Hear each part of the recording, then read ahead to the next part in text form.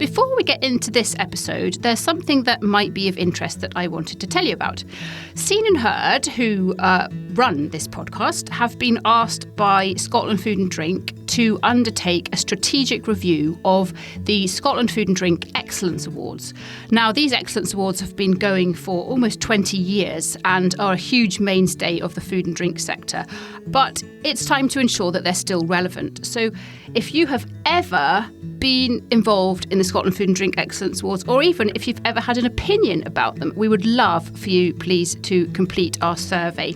So if you go to the On Farm Twitter, which is at @on_farm UK, and click the link in the bio, there will be a tab in there that will take you to the survey, and it should only take you a very short while to complete, but we would be enormously grateful.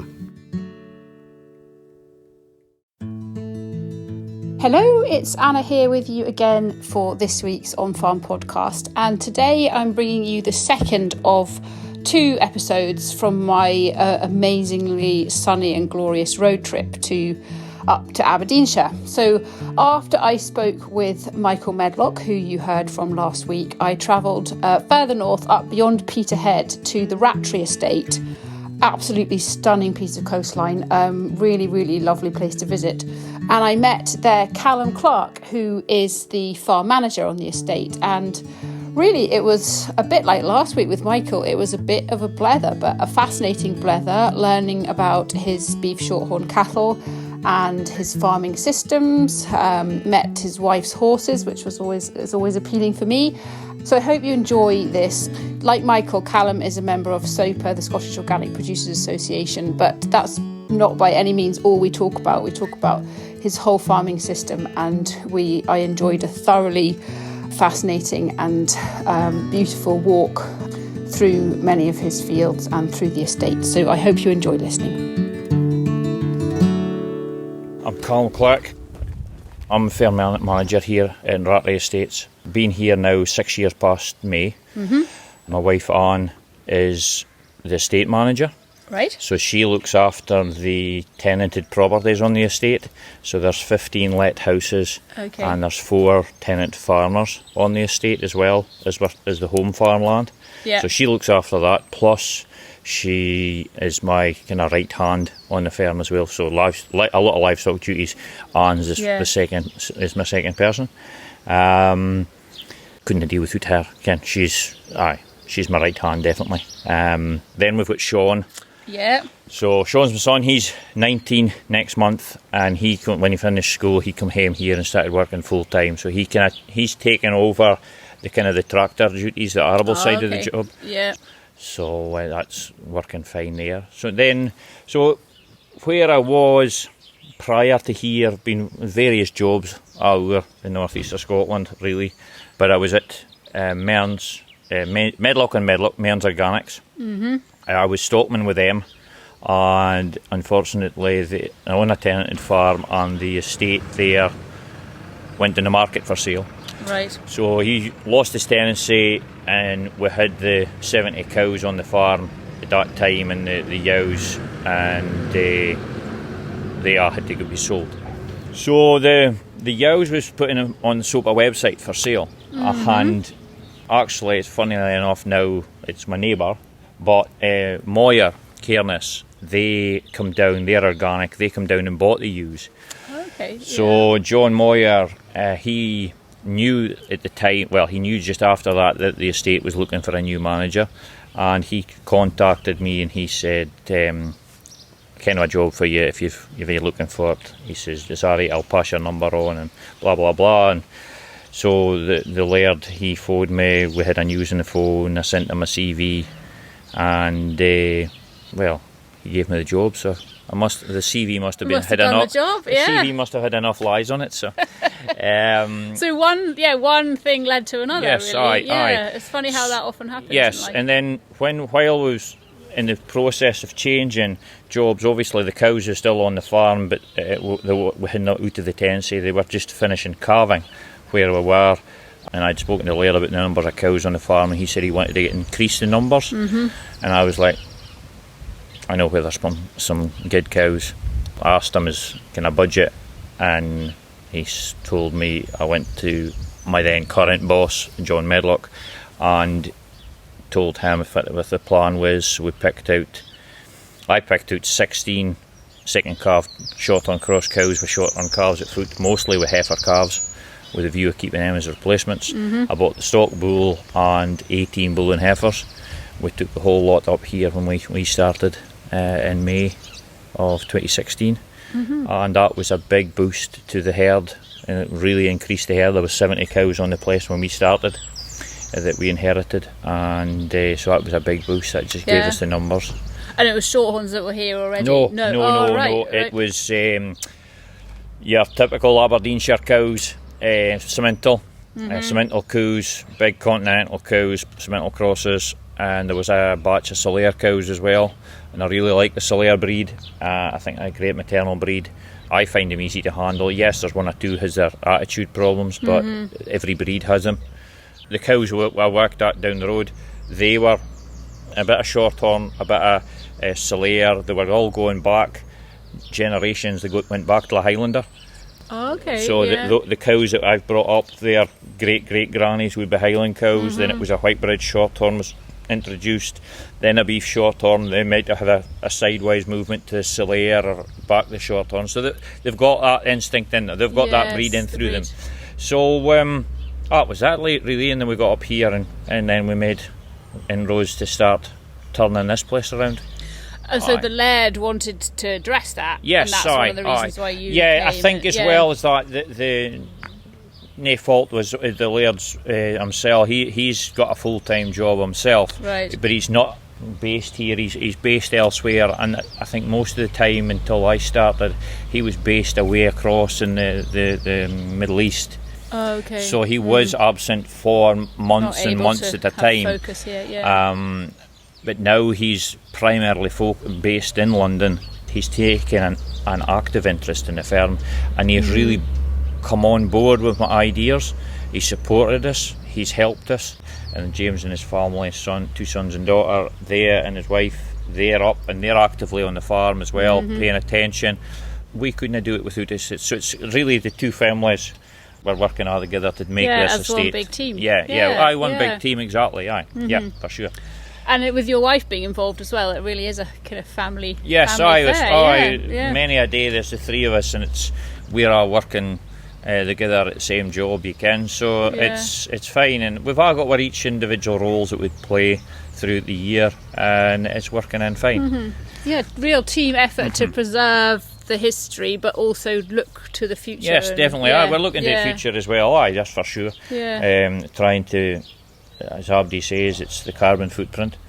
Yes. Well, I mean, I've got so many questions to ask. I almost don't know where to start. But maybe just kind of in the broader picture then to start with, how does organic fit into the whole picture here on the Rattray estate? Simply put, we were organic where I was before at Mr. Medlock. So fits with your experience. We was organic, and when we started here, the first 2 to 3 years was here, things was not working. We decided that organic was possibly the better route. Yeah. Just the sheer cost of everything was starting to rise, and after the cost it's gone up till this year, I'm glad we've gone down that road. The Shorthorns as well fit in superbly with the organic system. It's natural grasses, it's in a dry sandy base. They've got into the links and the sand dunes, and they're foraging animals. They're making use of what is there. And actually the land, I wouldn't say the grass is lacking due to the lack of fertiliser. It's maybe slower, but it keeps tea with the cows. You just have to work them in smaller groups. Obviously, you cannot overstock. There's a stocking density with being organic. So you work it, and you learn to work the ground and work the land suitably.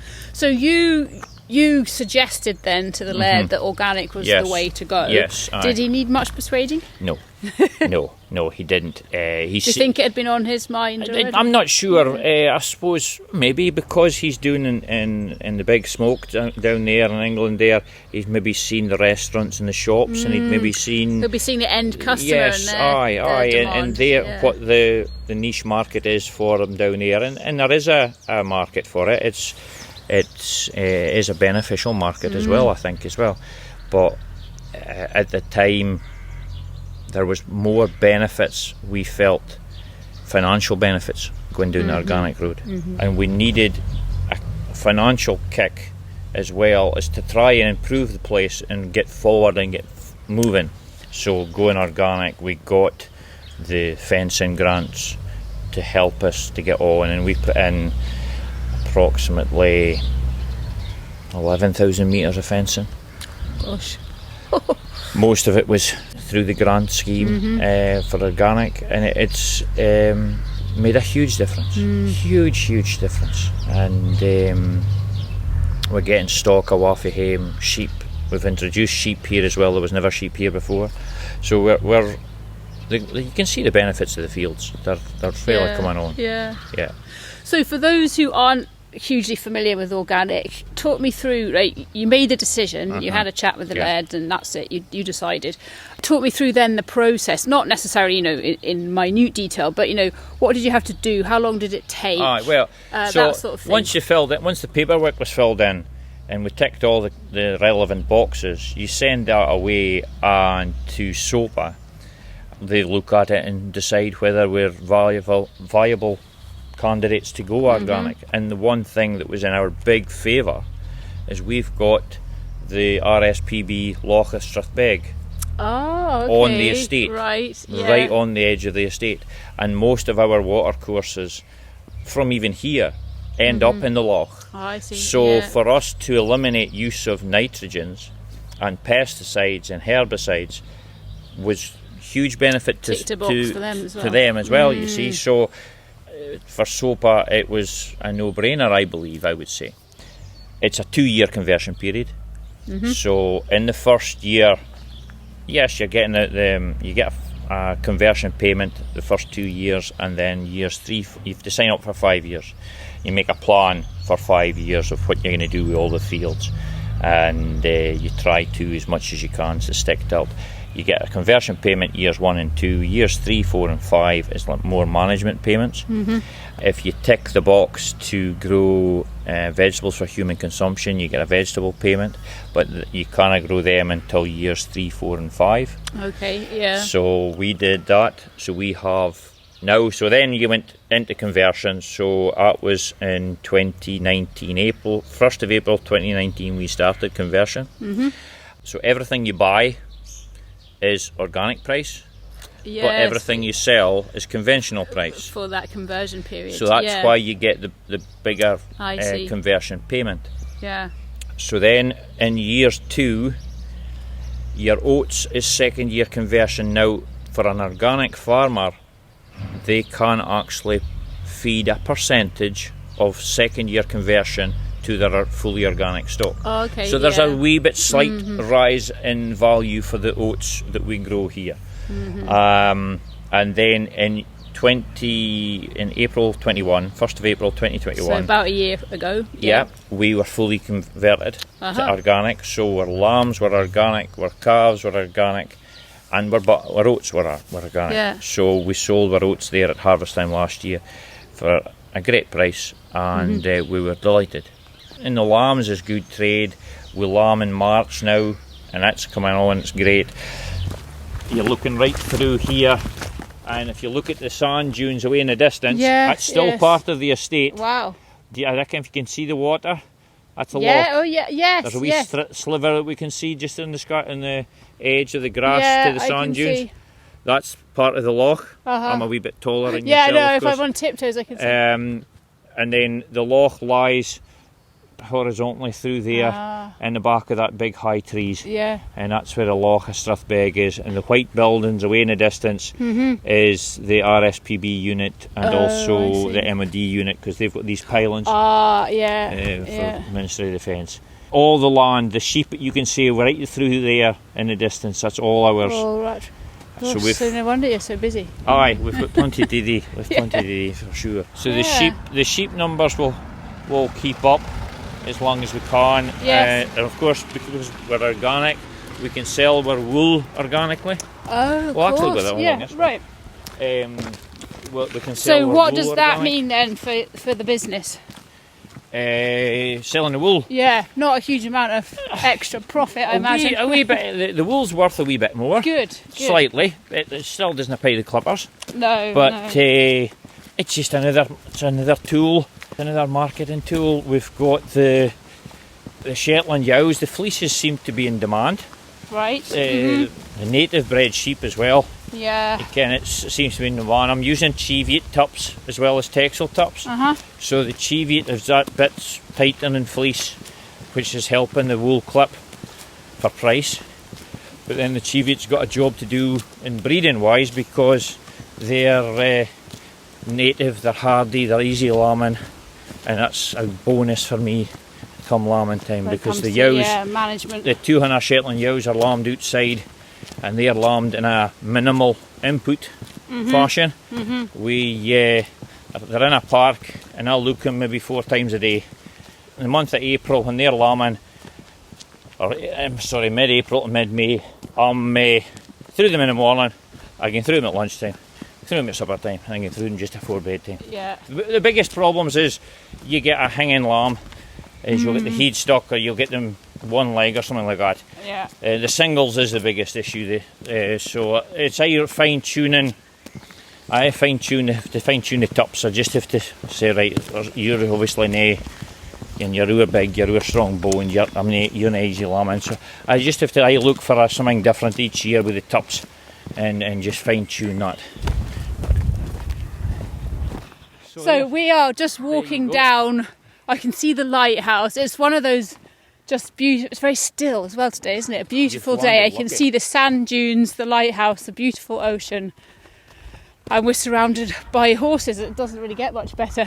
You can see the gas station in the distance. That's where Has that been a bit controversial, has it? For us, it doesn't really bother us. They're noisy at times, but for me that was here before I started, so the only thing it is annoying is they've got land between our boundary and the plant itself that they do absolutely nothing with, and it grows out of the filth. And because now we're organic, we kind of tidy it up, and all the seeds come on here. Hence, we've got the thistles and nettles and Dawkins for company. So that's a frustration. It is a frustration, and we didn't. We maybe should have left the organic conversion for another couple of years after we first thought about it, and got on with the pesticides and herbicides, and got clear of the Dawkins and tidied up. To start with a clean slate. Start with a clean slate. Yes. But we kind of jumped in and got on with the organic conversion as soon as we could, really.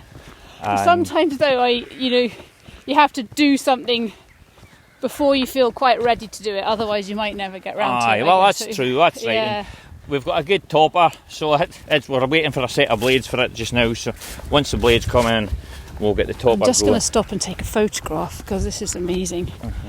Stunning. So that's a year now then, since conversion finished. Yes. You sound pretty convinced that you've done the right thing, even though maybe you could have chosen easier timing.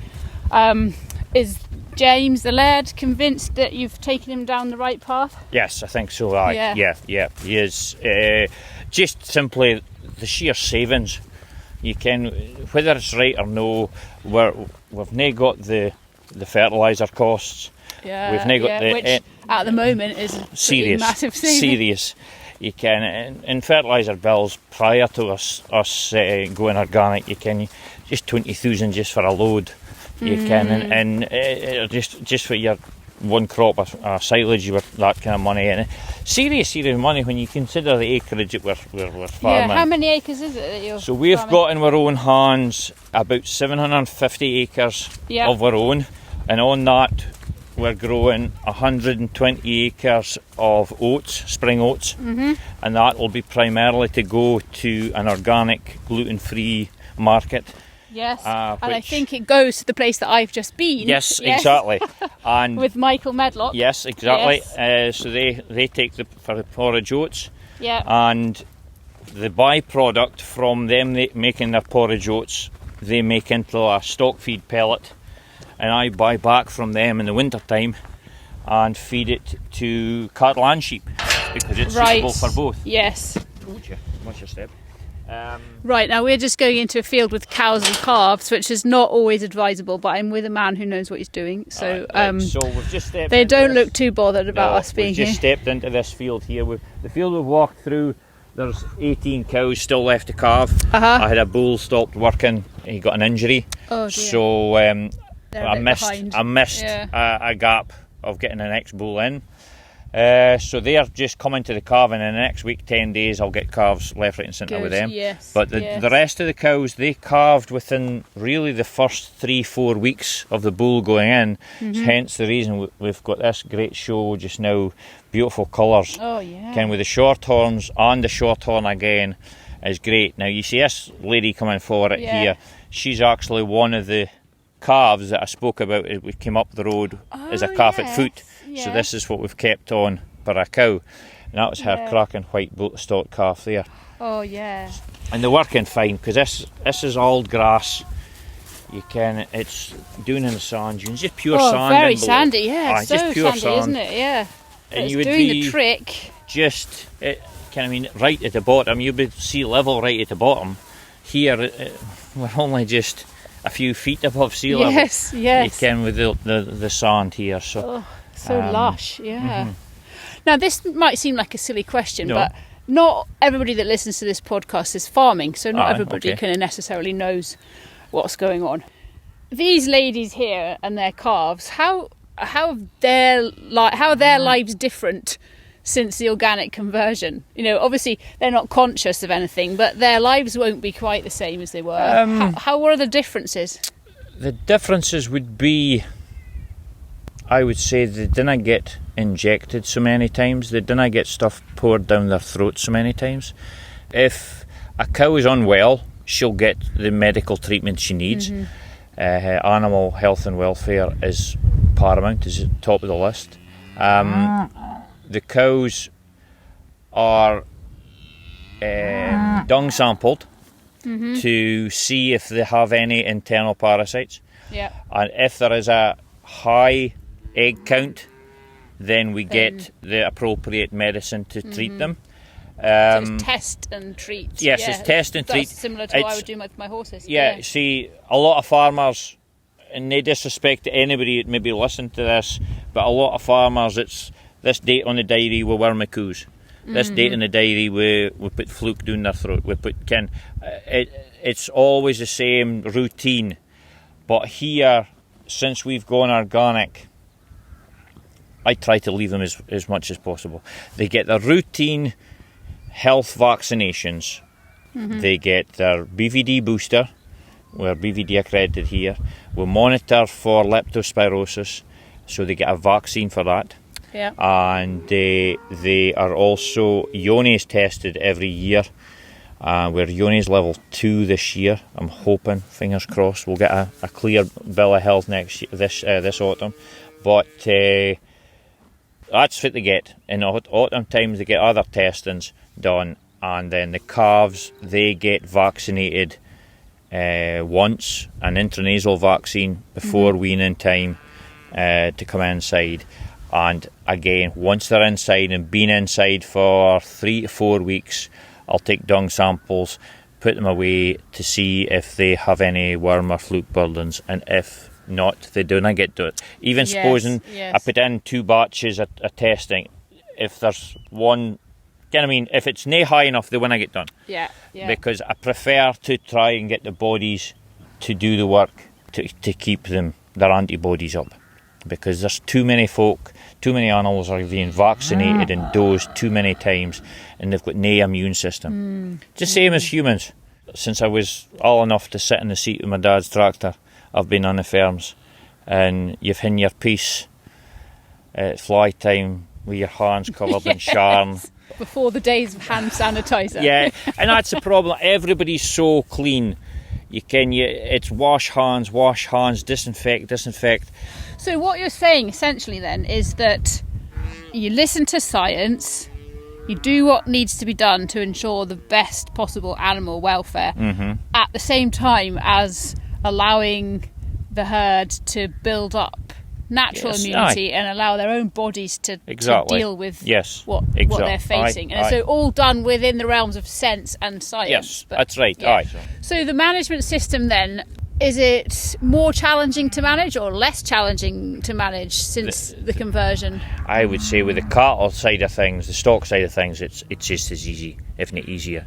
The land side of thing actually is harder, I would say, because you haven't got the use.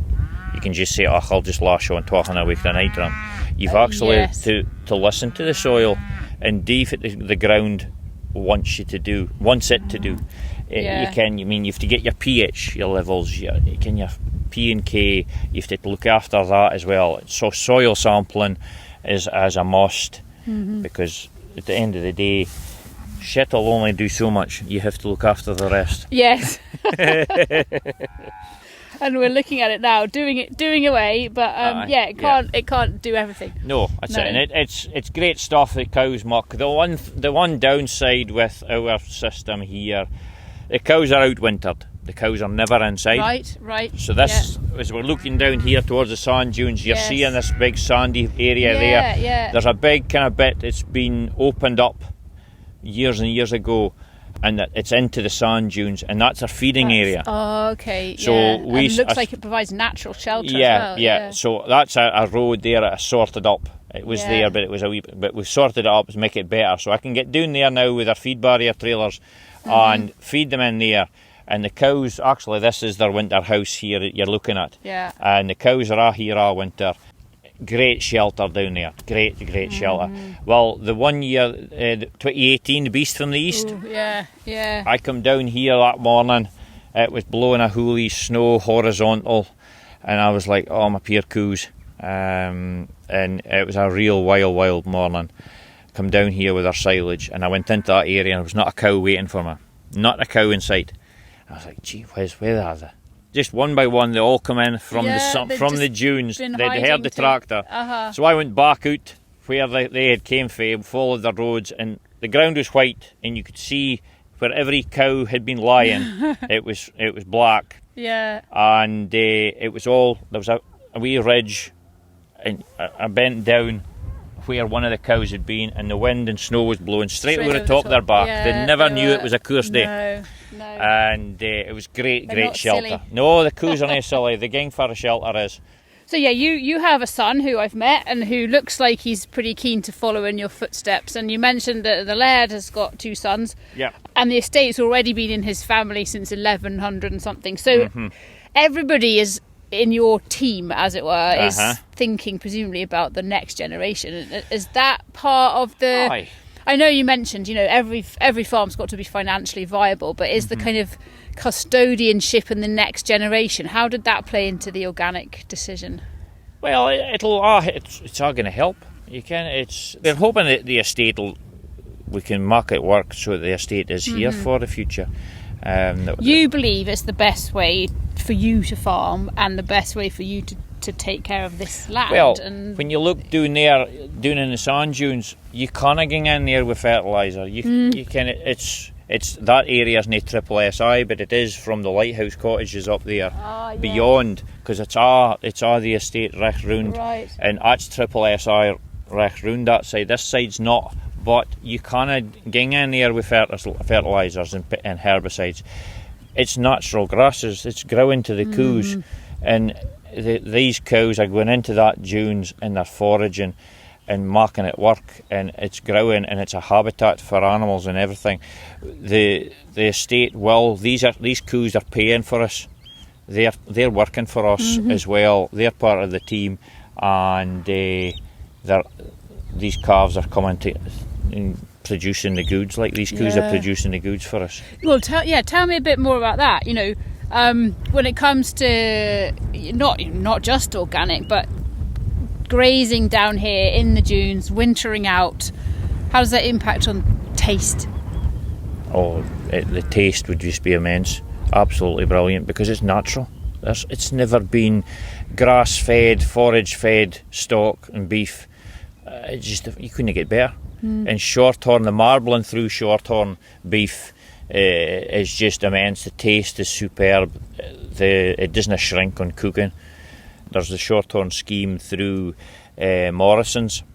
Oh, okay. The Woodheads at Turriff, and the slaughterhouse Woodheads further down the south in England. There are killing Shorthorn bred beef. Your ribeye steak is just perfect, like just absolutely delicious. Wow, gonna have to go and try it. Yes, definitely. So yeah, I've just come from speaking with Michael Medlock. We talked about oats a lot, but also talked about his chicken and duck business, and it's kind of similar. You know, we were standing.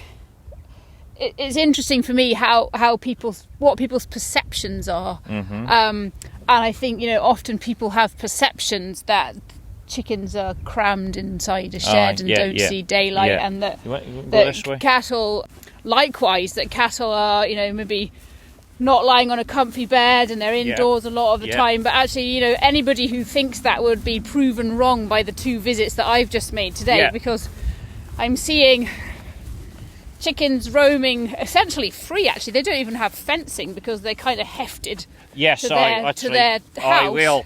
But they roam as far as they're comfortable, living a nice life. Likewise, the ducks. And very much. I mean, look at these 2 here. This is a cow and calf, like living the high life, looking so relaxed and happy. This is 106. This is my favourite. Oh, is it? She was the first cow that was on my list to come up the road from John Medlock's cows. You're obviously her favourite as well, because she looks totally comfy. With you here. She's just, and that's her stot calf. Unfortunately, she's given me a stot calf this year. It's a absolute cracker. But this cow would stand all day and get clapped. That's why it takes me so long to get round the beast in the morning.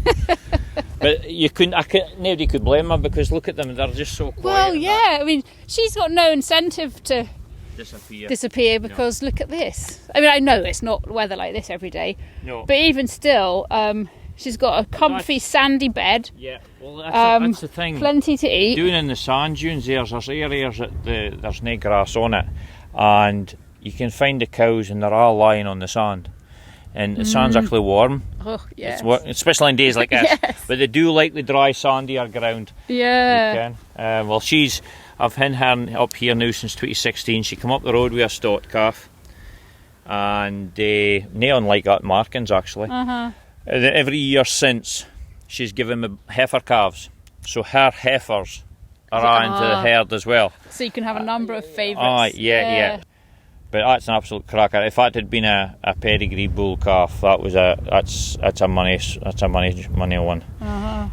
So we'll just go through this gate and see this is the range.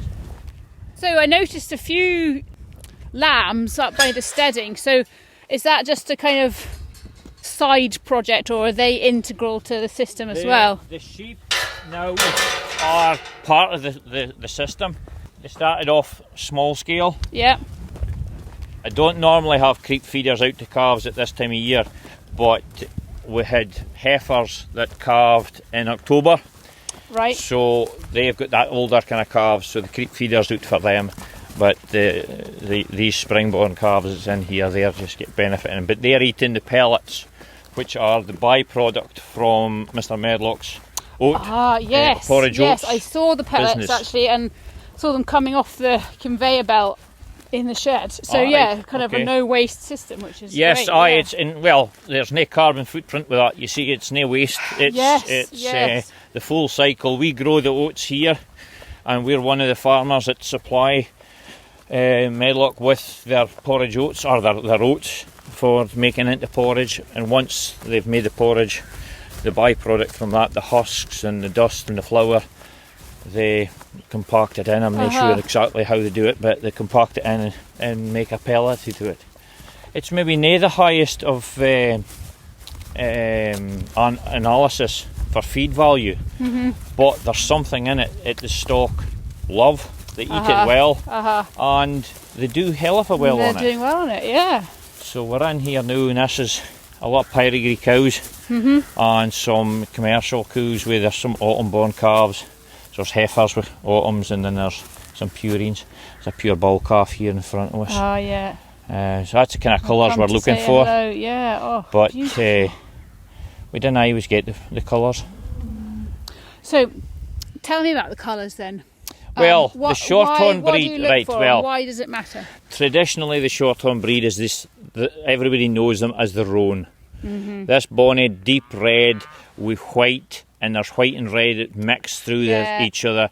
If you can get the white belly as well, that's so kind of like that lady over there. Yeah, but then again, you see, that's a commercial cow. Her father's a beef Shorthorn, but her mother is actually a Solaire. Believe it or not. Yeah, this is a pedigree cow. Right. Here. So she's got the white belly. She's got the white belly in the roan. There's a pedigree cow right in front of us with a heifer calf at foot. Mm-hmm. That's the kind of colours they're looking for.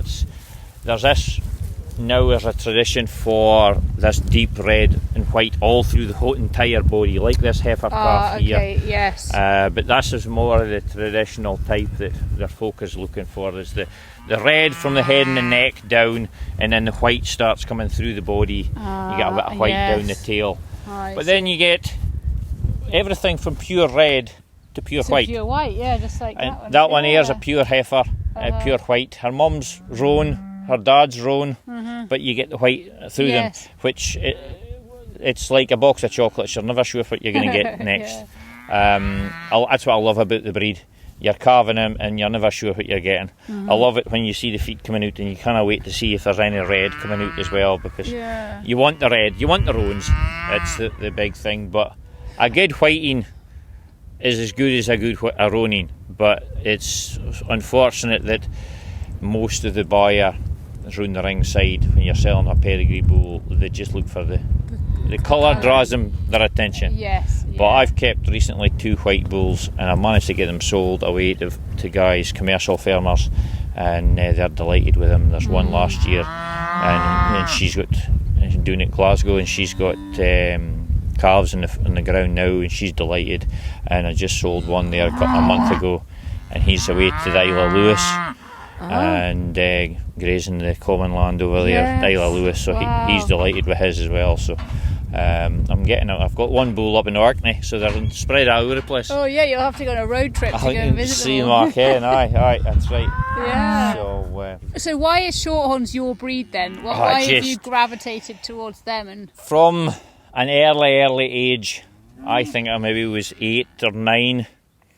I was at the Turra show, and at Turra show we was watching the judging and everything, and it came to the parade, the grand parade in the afternoon, and they always look for kids to take the placard with the name. So I run for it, and I got a placard, thinking nothing about it, just a post with a name on it, didn't mean much to me. And then one of the stewards led me for it and said, right, you walk in front of this guy with his bull. And that year it was Mary Durno's beef Shorthorn bull that was the overall show champion.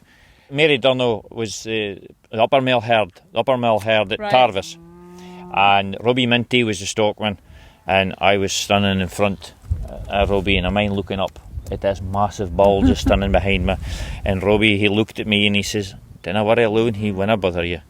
And I get him a clap down the neck, and he was a big, gentle giant.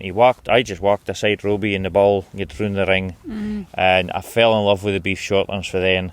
Actually, one of the other stockmen, Ian Matthews, was stockman there for a while, and while he was away down at, after I'd left school, he was away down at the Royal Show, and maybe even the Highland, I can't remember, and I looked after the pedigrees at Tillycairn, where the pedigrees were. I looked after them while he was away at the show. Just love the breed. And they're so easy to handle. Are they? Yeah. Well, they're docile, they're easy to handle. We're right in the middle of a field of cows and calves, and they're just carrying on their own thing, just giving us a bit of a glance, and then just, you're not bothering me, and get on with the job. And they're milky. They've got great milk. They're producing the goods to breed the calf. Well, that's her calf. You can just see it glowing. And the froth around their nose when they're sucking. I just love the breed. And our cattle are sold. The steers are all sold at year-old, and they go on to an organic finisher locally, just down the road at Ellen.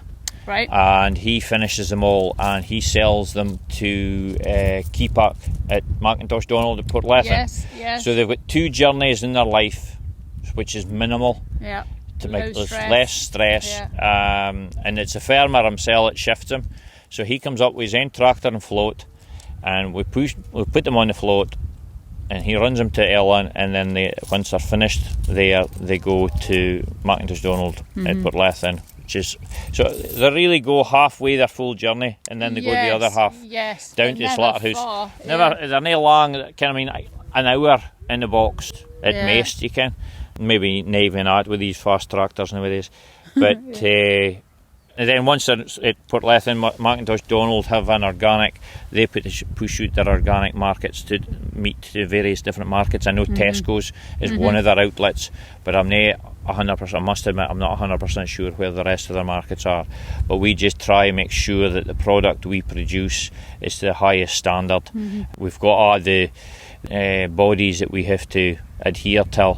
We've not only got SOPA, but we've also got QMS of course. As well. So we've actually got more standards to look up till and farm till than the conventional farmer. And sometimes we just need rules, don't we? Because the consumer, all consumers to a degree, but particularly the most discerning consumers, they want to know the detail. They want to know where it's come from. They want to know high animal welfare. They want to be reassured of, in this case, organic.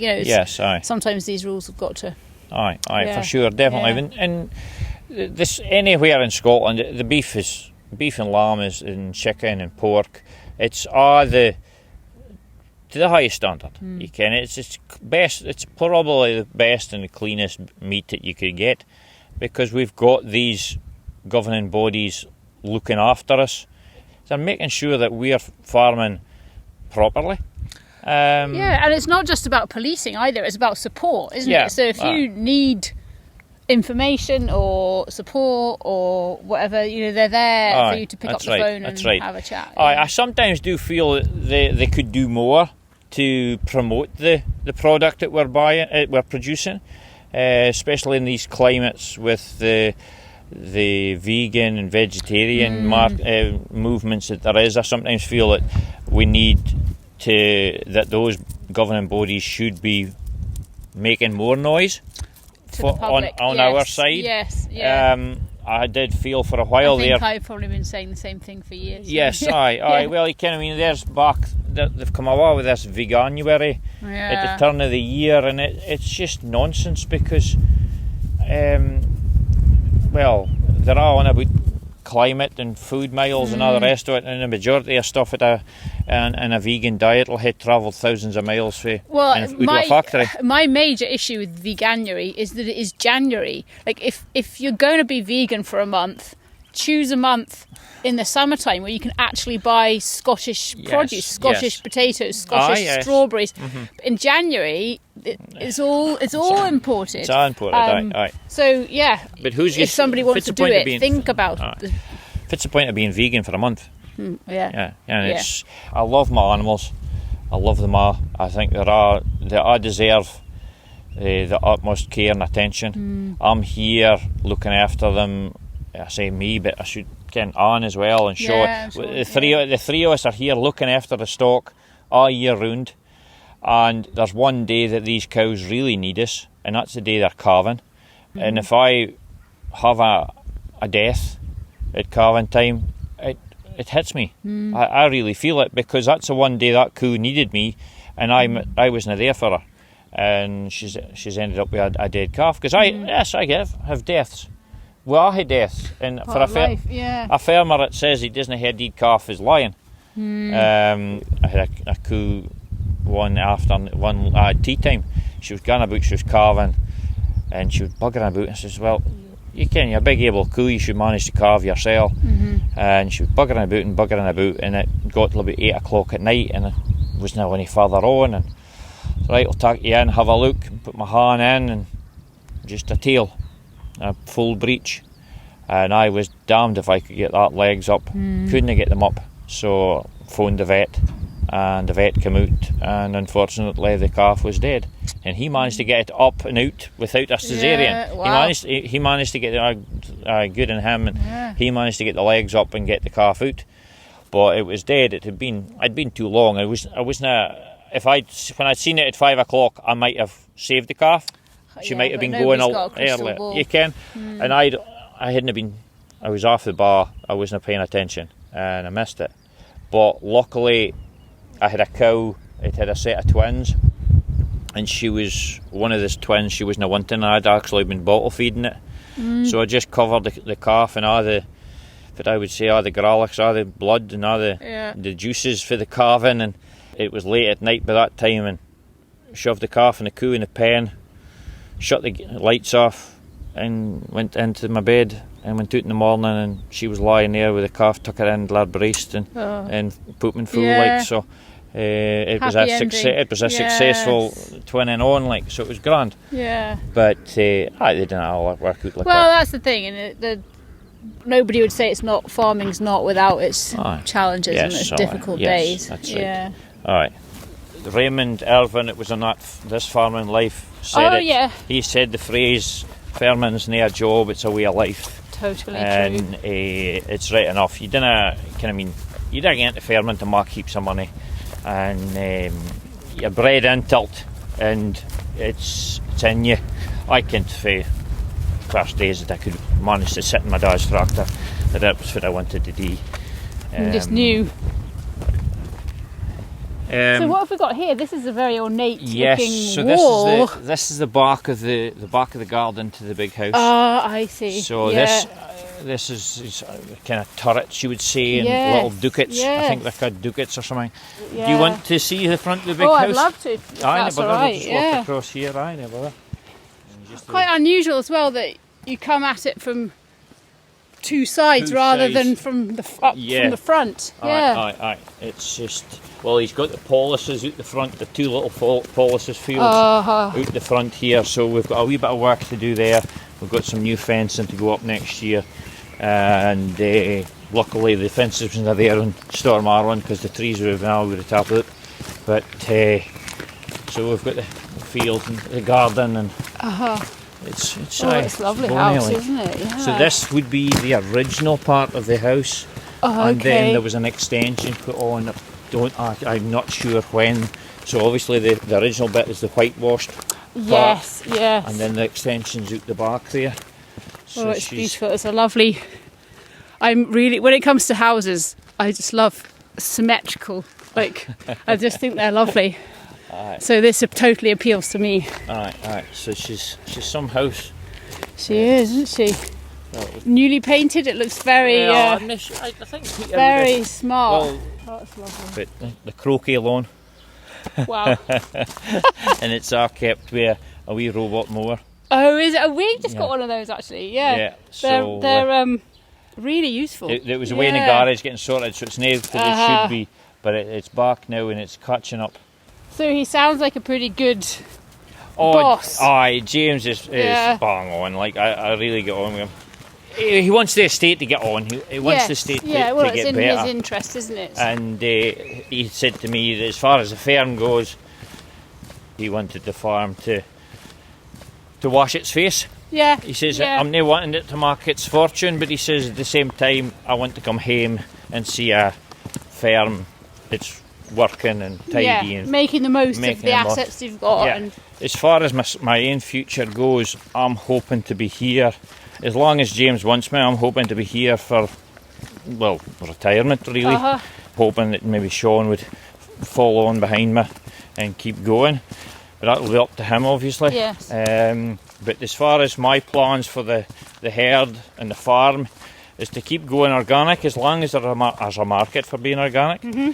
And do you think there will be? Because I think so.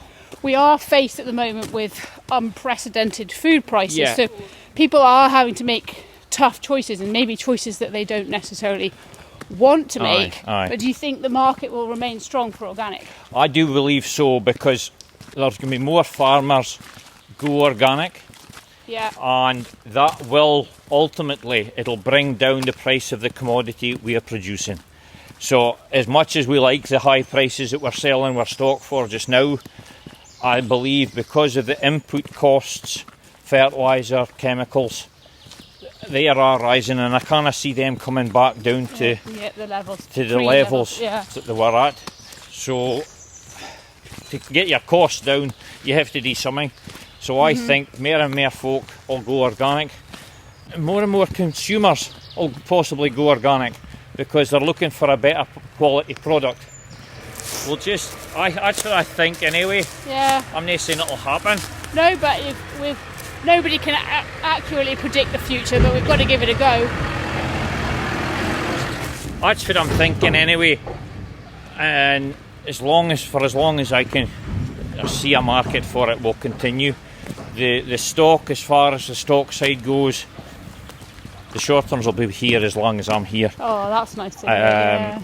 Whether we can the pedigree side, I haven't really spoke much about the pedigree side, but the pedigree side is just a wee bit of fun. We're doing a wee bit of maybe breed a bull for ourselves if we can. We can sell some bulls even better. We're going to the summer shows to support the local summer shows. Good, yeah. And get a wee bit of fun and crack and meet the other farmers and hear well, blether. After 2 years without any of these shows, it's a nice thing to do. It's a shame at one of the local shows at Ireland, it seems to have fallen by the wayside with COVID, which is unfortunate. That's a shame. It was a great wee show, but we'll support our local shows here. Yeah. We'll have about 5 or 6 to go to in July and August. Good. It's a short window. And it's also pushing the organic side because folk can see what our stock looks like and they're organic. Yes, well, absolutely, yes. It is like a shop window and an advert, like you say. Yeah. But then the cattle numbers, we're going to continue the cattle numbers. We'll try and keep them builded up. Yeah. We're at about 100 cows just now. I would like to maybe get to 115, 125 right, yeah. if the farm will allow us. Yes. Can I mean if the grass, the quality of the grazing will allow us. Yeah. Then there's the sheep. Currently we've got 300 sheep. 200 of them are Shetland ewes. Oh yes. And we've got the rest are Texel crosses, with the Texel cross ewes mostly coming out of Shetland ewes. Yeah. So we're using the Shetlands as the mother, and they are producing our replacement ewes. So we've come out here to the end of the edge of the estate, the home farm. View, but just as lovely in a way. So this big dike here is kind of the boundary. That's the boundary of the estate. Yeah. That's the Laird's Garden fence, as he says. So in there, the rest of that's the garden. Yes. So we've got everything you see is part of the estate. Right. Everything to that would be the west of us, is the home farms. And then you go through this way. This is tenanted now. This is one of the tenant farms here. Right. That's a tenant farm there. That's the one that the Moyers rent. So he's a tenant on the estate. Yeah. Hence and do you have much to do with them in a farming capacity? No. They do their own thing. And you manage the home farm. I manage the home farm. I have nothing to do with it if anybody else does. No. You can't. And none of them are organic? John is. Oh, John's right. organic. Yes, right. John's organic. And he's got old Rattray there, so he's organic. And he's been organic for a fair while. Right. And he's the one I have to blame for me coming up here, because he told me about the job. But then if you look through this gateway past the hedge, then you're looking right through here. And if you look at the sand dunes away in the distance, that's still part of the estate. Wow. But the water, I reckon if you can see the water, that's a loch. Oh yeah, yes. There's a wee sliver that we can see just in the edge of the grass to the sand dunes. See. That's part of the loch. I'm a wee bit taller than yourself. Yeah, no, if I'm on tiptoes I can see. And then the loch lies kind of horizontally through there in the back of that big high trees. Yeah. And that's where the loch of Strathbeg is. And the white buildings away in the distance is the RSPB unit and also the MOD unit, because they've got these pylons for Ministry of Defence. Right. So, but all the land, the sheep that you can see right through there in the distance, that's all ours. So that's our rat race ground in through there. So no wonder you're so busy. Aye, we've got plenty to do. We've plenty to do for sure. Yeah. So, aye. Wow. So, but it's been an amazing tour. Thank you. No, but no really problem with that. Interesting. So there you have it, Calum Clark. this episode and last week's with Michael are a little bit longer than usual, but I just thought I'd been up there, long journey and really, really fascinating visits, and it was really difficult to cut anything out because I just thought it was all really interesting. So we've kept them long. Hope you don't mind. But yes, that was Calum Clark, as I said, a member of SOPA and thoroughly nice guy. And gosh, you can really tell, can't you, from the way he talks, how passionate he is about what he does. And I think that's really lovely to hear. And it's one of the things that we try and convey in this podcast. So I think this episode has certainly hit that mark. But hope you enjoyed, and come back and listen again next week. And while you're at it, we'd love if you could please share the link for this or any other of the On Farm podcasts with friends and family, because we're always wanting more people to hear the stories that we're conveying. So thank you again, and see you next week.